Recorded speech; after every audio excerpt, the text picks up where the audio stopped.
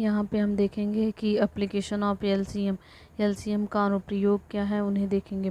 तो पहला क्वेश्चन है कि वह छोटी से छोटी संख्या ज्ञात कीजिए जो एक्स वाई जेड से पूर्णतः विभक्त हो। तो क्या करेंगे कि उसका एलसीएम निकालेंगे, जो एक्स वाई जेड है उसका एलसीएम निकालेंगे। फिर उसके बाद दूसरा है वह छोटी से छोटी संख्या ज्ञात कीजिए जिसे एक्स वाई जेड से विभाजित करें तो प्रत्येक दशा में आर से शेषफल प्राप्त हो। तो ये उसका जो एक्स वाई जेड है उसका एलसीएम निकालेंगे। तो LCM X Y Z plus R, LCM X Y Z का एलसीएम निकालेंगे और जो शेषफल आर है उसमें उसको जो है ऐड कर देंगे। छोटी से छोटी संख्या कहे तभी एलसीएम निकालना है। फिर उसके बाद वह छोटी से छोटी संख्या ज्ञात कीजिए जिसे एक्स वाई जेड से भाग देने पर शेष क्रमशः ए बी और सी प्राप्त हो। तो इसमें जो है एलसीएम निकालेंगे एक्स वाई जेड का एलसीएम निकाल करके। और फिर जो के है, के को देख लेते हैं क्या है।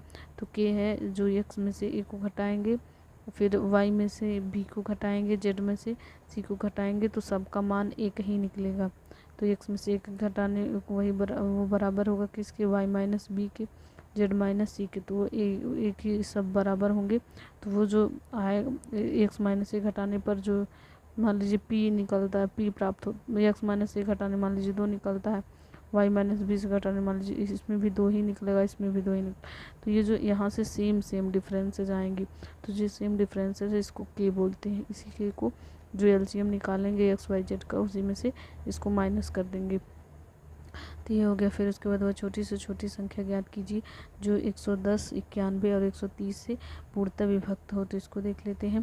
तो इसका क्या करेंगे, छोटी से छोटी कहा है तो इसलिए हम जो है 105, 91 और 130 का हम एलसीएम निकाल लेंगे। तो वही हो जाएगी छोटी से छोटी संख्या, वही हो जाएगी छोटी से छोटी संख्या।